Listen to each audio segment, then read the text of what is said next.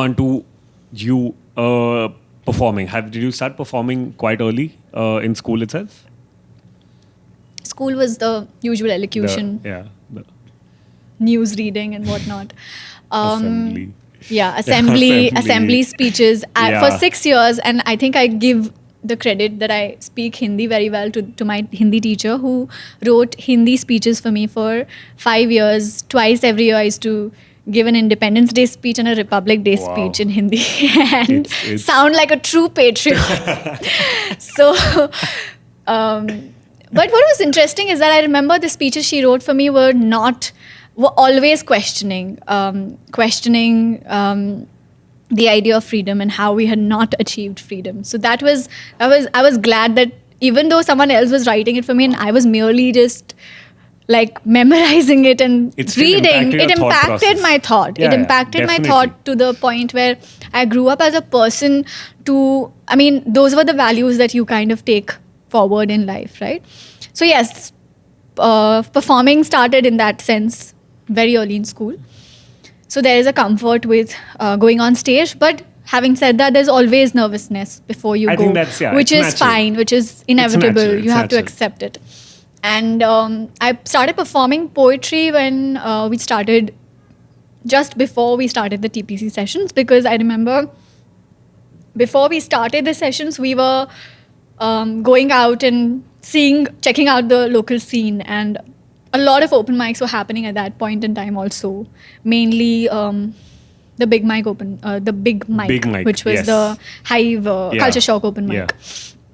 That was happening, and so we were performing there mostly. So I think I started performing there, and then of course in the sessions, and then through the sessions we performed at a lot of other outdoor spaces and cultural spaces. So that's when my journey of And reading what poetry has started. performance for so many years, or how much ever time you performed, what has it taught you about yourself, or about nature of what you were trying to talk about, or words itself? What did it teach you?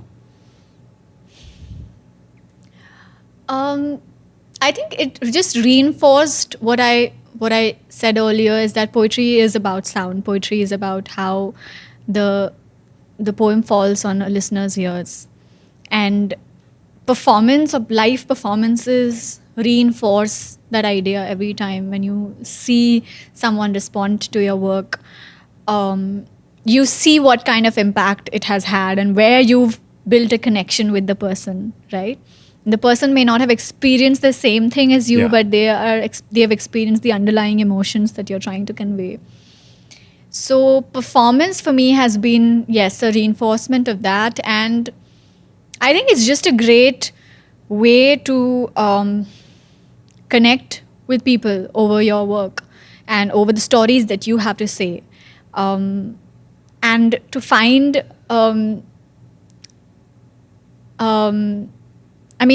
with literature that goes online, which goes through in the form of text, there's a lag in the response. Yeah. And most of it does not even reach you, which is also great, which is also fine, and it's doing its work in its own ways. Performance or live performances give you conversations that can begin immediately, and build connections with the audiences. So I think that is a great thing that live performances can offer.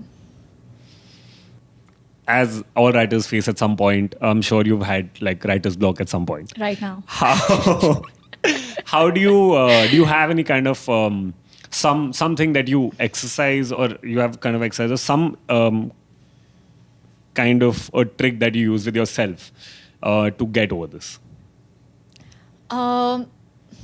not consciously. I don't use anything consciously because, again, I have the privilege that nobody's waiting for me to write a poem. Yeah. Right? So it's just my own journey. And I have overcome the anxiety that we all generally feel. I don't feel anxious about it. I don't feel anxious about the fact that I haven't written something for so long or whatever. So I let it happen at its own course. And I think the reason why I don't feel anxiety is the simple fact that we all go through writer's blocks, and they are these particular phases in our writing, in our journey, and they are not permanent. They all Yeah. end. We've all seen it. So there's no need to be so, that, oh my God, I've lost You lost my everything, yeah. talent or my skill, and now I'm never going to be able to Yeah. write it. It's not true. It's just a very irrational fear. So I don't have any conscious exercises. I think what's always good is to be in the company of art, and whether it's music, whether it's theater, whether it's other like literature, whatever suits you. I think that's what you should do, and things will It will come happen. on its own. You mentioned about feeling anxious or not feeling anxious anymore. So every time now you bring a new piece out and you are happy, or you've reached that point that you're like, yeah, this is something around something what I want to write, and now I can go to an open mic or a space and make it like say to people. Even that point, you don't feel anxious anymore before performing a new piece, or Before performing a new piece, yes, there is some level of nervousness about how it's going to be received, whether people are going to like it, whether people are going to understand not so much what you had to say, but just resonate with most of it, right? There is that nervousness, but I would say it's not something bad. It's just, yeah, I think it's great. Yeah, it's I just think it's- natural to feel that way when you're putting out work. We are all a little concerned about, how is it going to go down. So yeah, I do feel that. That sounds great. Now. Okay. So that was all the deep diving into writing, editing, performing. Now let's do a short segment of a game, which is kind of like a rapid fire, but is so the reasoning. So it's you have to answer and say why. Why? Do you choose this? Some of them are very basic and obvious, and I know I've realized this throughout the whole throughout this all 6 episodes that I've shot, but I still just do it for kids. What matters when you're writing, quality or quantity, and why? And this is one of those. Of course, quality. I want to Everyone know if anyone said no one said quantity. no one said. I didn't expect anyone to say it, but I was like, okay, let's just. It's a very obvious thing, but I want to know the why, because everyone's why was so different of why quality. Sure.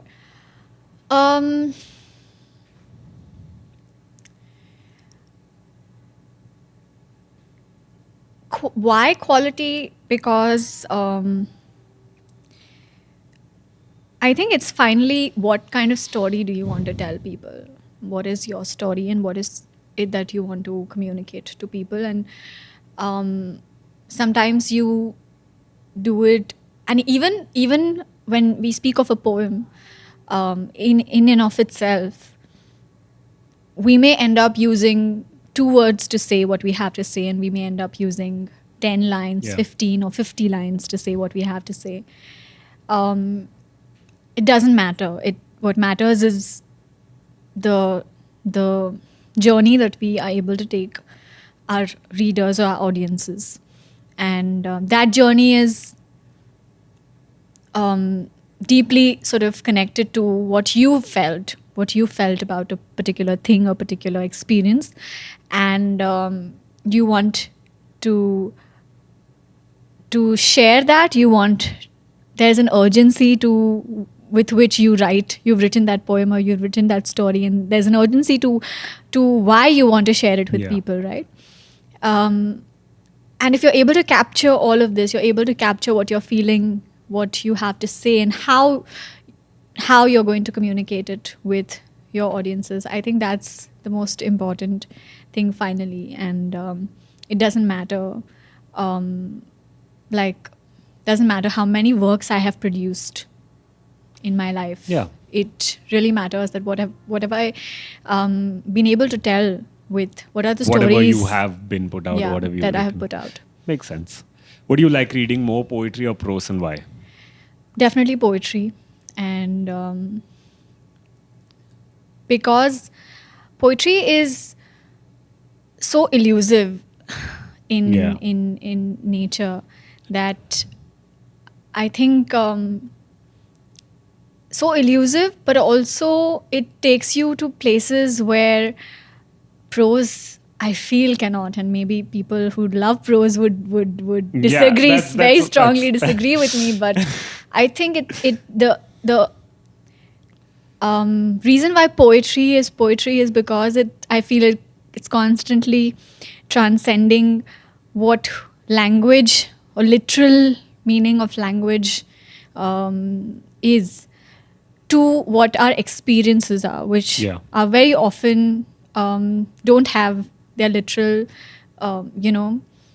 corresponding literal meanings in the dictionary or in our vocabulary in our language, which is this particular space that we are constantly trying to navigate. And I think poetry is a beautiful tool, and I think all of art is finally that, right? Yeah. What is art is trying to transcend this space, and poetry does that, and poetry helps you articulate those emotions and those feelings that don't have their direct Yeah. Exactly. presence here.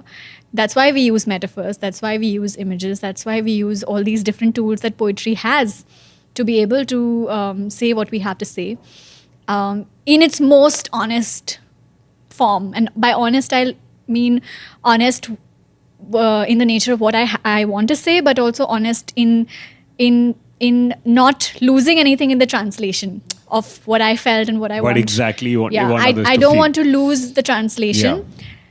But what is elusive about poetry is the fact that, yes, there is a feeling that I'm able to, I'm communicating, I'm trying to communicate with my poem, but the meaning of it is constantly in this space where there's different interpretations of a poem. And that's a great thing because you can read the same poem over and over again, which is why these books I carry with me, I've read them so many times, and yet every time you go back to it, they're telling me different things. Yeah. They're telling me newer things, and that's That's the whole point. that's of- poetry, Yeah. right, for you. And yeah, Do you like performing or writing? writing. Okay. There's after you finish a poem, the kind of satisfaction, Yeah. and I won't even call it satisfaction. There's something so pure in that moment that's happening to you. This joy that you experience when you finish a piece is unlike anything I have experienced. So I would totally Go for for writing. writing. That makes sense. When you hear a poem, someone else narrating a poem, is it more on the space of you're emotionally listening to it, or is it more technical where you're looking at it as a poem very technically? How does it, or is it just either, like, depends on? Yeah, it's both.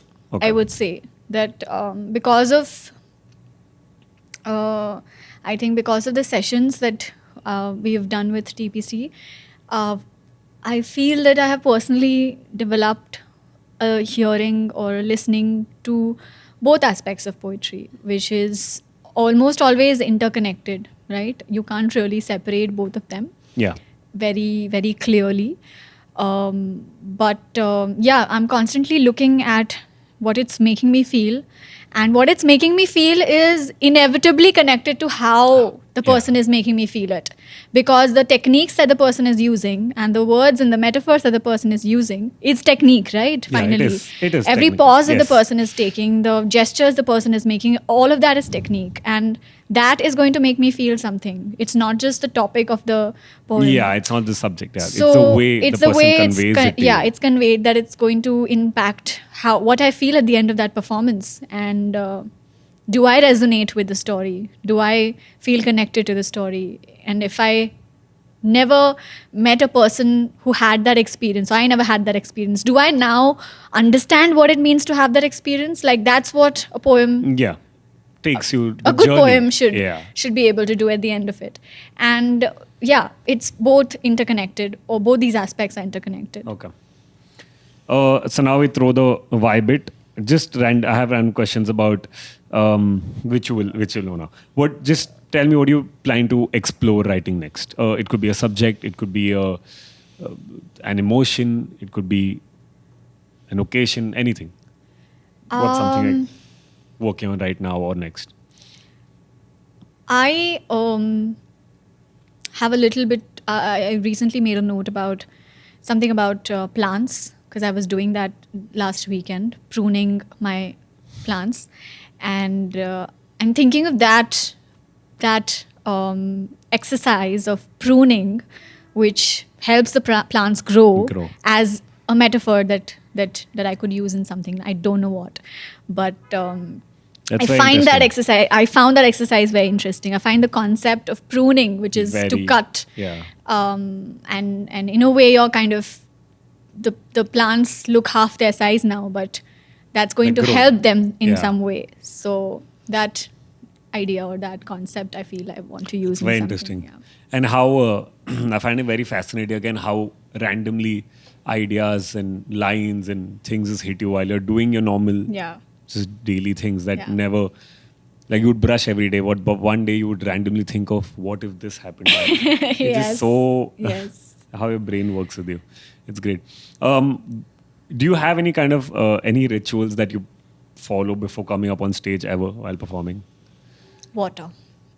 Just I that's should so simple. have. That's nice. Yeah, I should just have simple. water before, and I should have water handy on the stage. Like I prefer just having water around. That just I think helps all everything. And going to the loo, which is mandatory. So that's before and right after, because no matter like if you've gone right before the performance, you still feel like at the end, towards the end, oh my god, my bladder is full again. It just happens. So out of nervousness and all of that.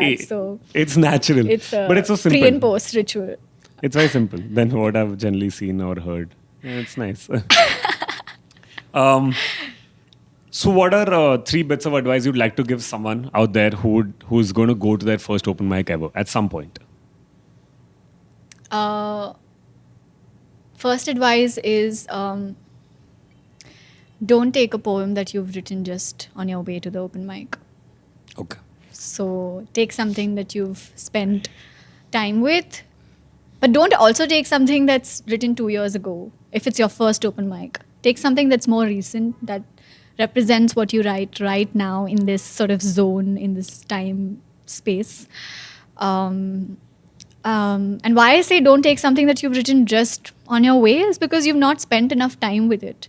And I personally feel that you need to spend time with your poems before you share it with audiences. That's first. Second is stay back till everyone else has read. That's a very important point. Their poems. So I think that's important for the culture of open mic that we are trying to build and rebuild, is that you have to listen. You're not here just to share what you have to say. 10 other people are here to also share their work. And open mics are usually so intimate, right? Because most of the times you're meeting people for the first time, you're hearing their poems for the first time. Everyone's written, all our works are so personal.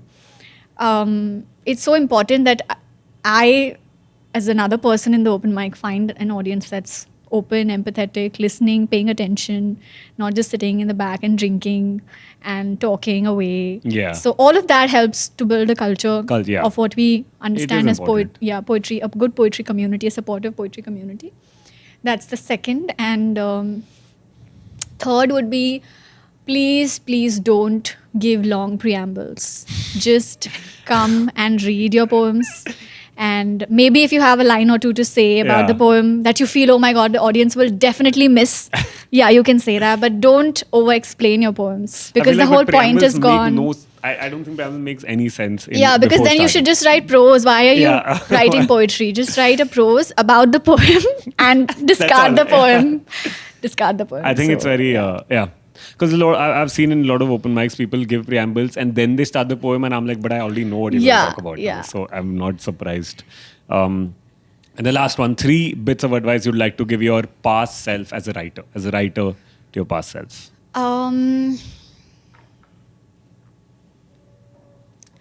I would say read more and read more of local poets.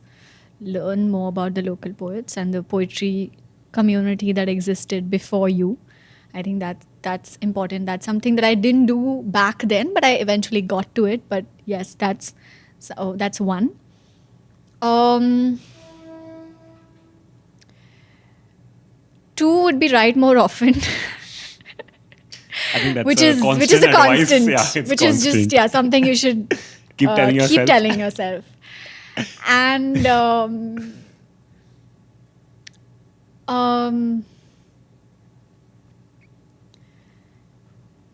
I think third would be, and again, this is something that's constant, is that experiment more with the form that you're writing in. And I think that's something I haven't got to do even now.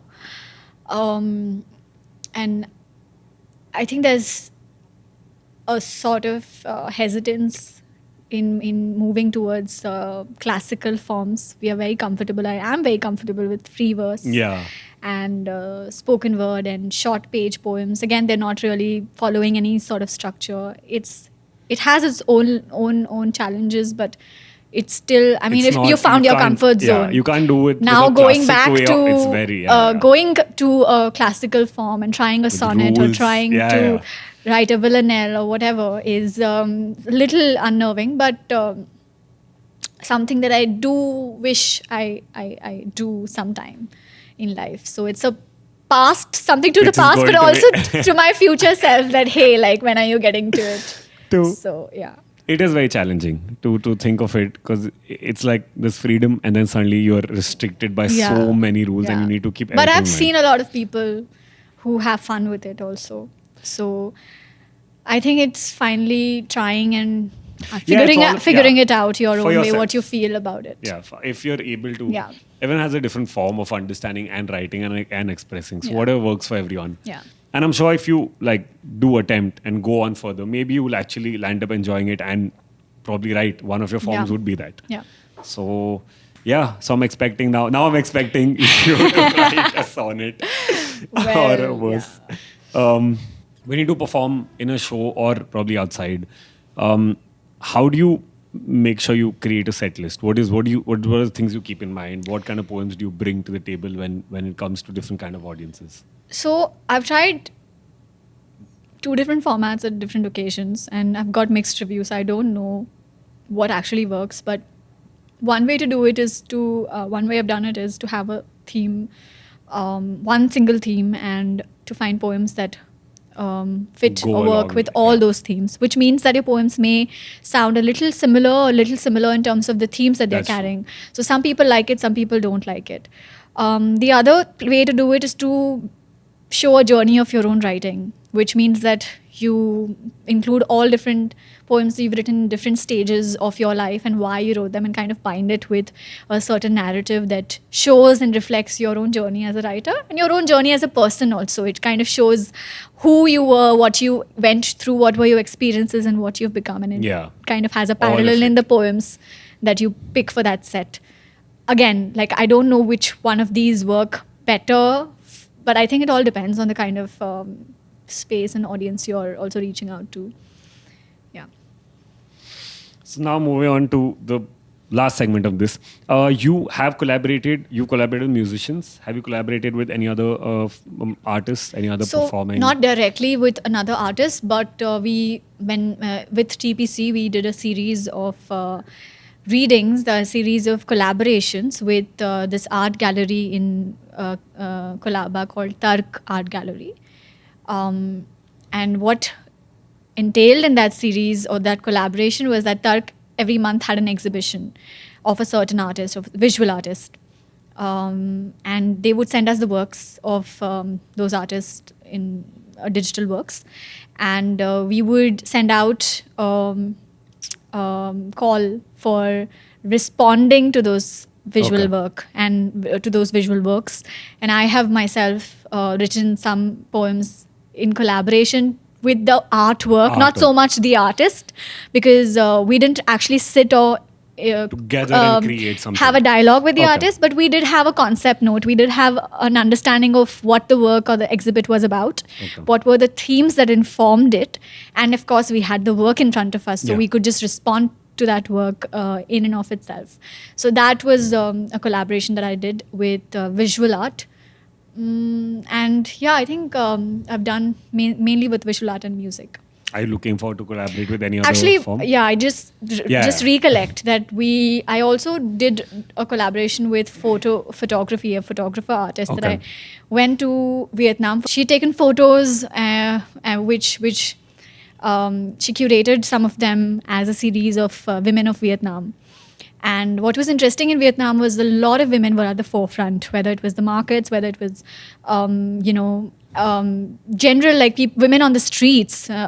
You had just so many of them everywhere, represented everywhere. So the photos were about that. And I wrote a poem in response to that photo series. About the women who inspire me, about strong women and the qualities in a strong woman that inspired me. That was a collaboration. So we did an exhibit at the end of that trip, and alongside the exhibit, I did a reading of that poem. And yeah, so that was another collaboration we did. You worked with brands of any sort, like brand work in poetry. How was the difficult? Yeah, what is the experience like? Is it? I think the first project that I did with a brand, I was clear that this was not poetry that we were writing. We were writing a script. Okay. And I think as long as we are aware that we are writing a What script, yeah. it's not a poem, I think then there's less conflict in what you're creating also, Yeah. because you don't want to judge or be too harsh on yourself. Yeah. Also, you're sticking to a brief. You're supposed to use particular words in your poem. You're supposed to, there's a certain flow that's already established. There's a certain message that's already established. You may think you're writing a poem, but it's finally a fictional script. Yeah. Right? Because some of it you may relate to, some of it is coming from your own personal experience, but a lot of it is not. So that's how I take it. And experience then kind of get better once you set your expectations with the project and what you're expecting, what you're expected to do, and what you want to also gain from it. So yeah. That doesn't seem that bad. Yeah. I mean, okay. So to end this, just how important is an open mic, and how is going to help you shape yourself in terms of a writer, a performer, and how will you be able to see yourself in the future? What kind of value does it add to the open mic? Yeah, an open mic, any open mic for that matter.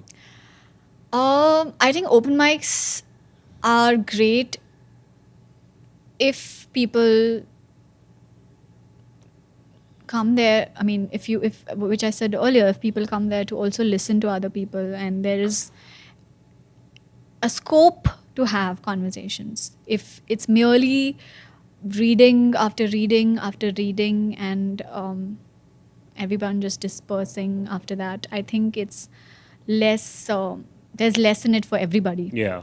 You're not taking away much, and especially if, because of the nature of open mics, they're not filtered. They shouldn't be, but which means that you're going to hear a lot of poetry that probably in your journey as a writer, you want to hear different kinds of work now. You enjoy different kinds of work. You no longer enjoy this kind of poetry, but as someone who's a fellow participant in the open mic, you may want to talk to the poets. You may want to share your learnings with them and receive their learnings the other way as around. well. So I think provided that open mics are also an exchange, there's a lot to learn. There's a lot to learn. There's a lot of confidence that you gain when you find a responsive audience, an audience that's listening to you intently. And that will help you when you go back to writing your own piece, when you're alone. There will be some sort of strength and confidence that you will derive from that experience, right? And you carry a lot of learning. You carry that. You carry a lot of new ideas and vocabularies. You carry a lot of images that you see being used in the poems by other people. And there's a lot of... open mics finally should be looked at in a similar way as we look at reading poetry, right? What are we expecting to gain from reading poetry? That's what you should expect to gain from open mics and listening to other poets, which is why I said listening is so important. Yeah. Open mics are not just for you to come and perform. Yeah. Where will it take the poetry scene? I think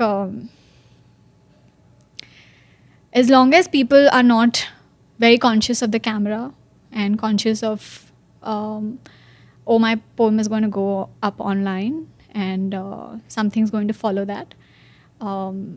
then it's definitely going to help everybody in the Yeah. room. It's definitely going to help everybody's journey of writing in the room. And I feel like you should attend 1 or 2 open mics in a month and not more, to keep, a lot of your own writing and sharing should also be personal. Yeah. Everything and all the process should not involve many other people. You should be very careful in what you're taking and what you're leaving, in your journey. So yeah. Perfect. I think from the beginning till now, I have had a lot to learn, and that credit goes to you. Thank you so much for being a part of this. Thank you so much for giving me and everyone who's going to be listening to this a lot to look forward to, a lot to learn, and your own perspective. And I hope you keep surprising us. I hope you keep bringing new things to the table. And I hope you keep doing what you're doing, because it really helps and it really matters. So thank you so much Thank you, Harsh. for Thank you. doing this. It means a lot. Thank you. Thanks. Hey guys. Hi. Hi. Thank you for watching. This was Scratchpad Session. Make sure to like, share, subscribe to Why So Harsh. Thank you. Hey guys, so I just sat with Ankita Shah and had a great conversation, and these were my 3 learnings from that. 1, everyone has a self-criticizing side to them. It's great to have it because it's going to help you grow. But make sure while you're criticizing yourself over it, you need to be kind and empathetic towards yourself. Second one, every time you go to an open mic and you're going to perform a piece, make sure you take a piece that you spent enough time with. That's really going to help you. And the third one, every time you have a writer's block, you do you. Keep breathing art and you're going to bounce back.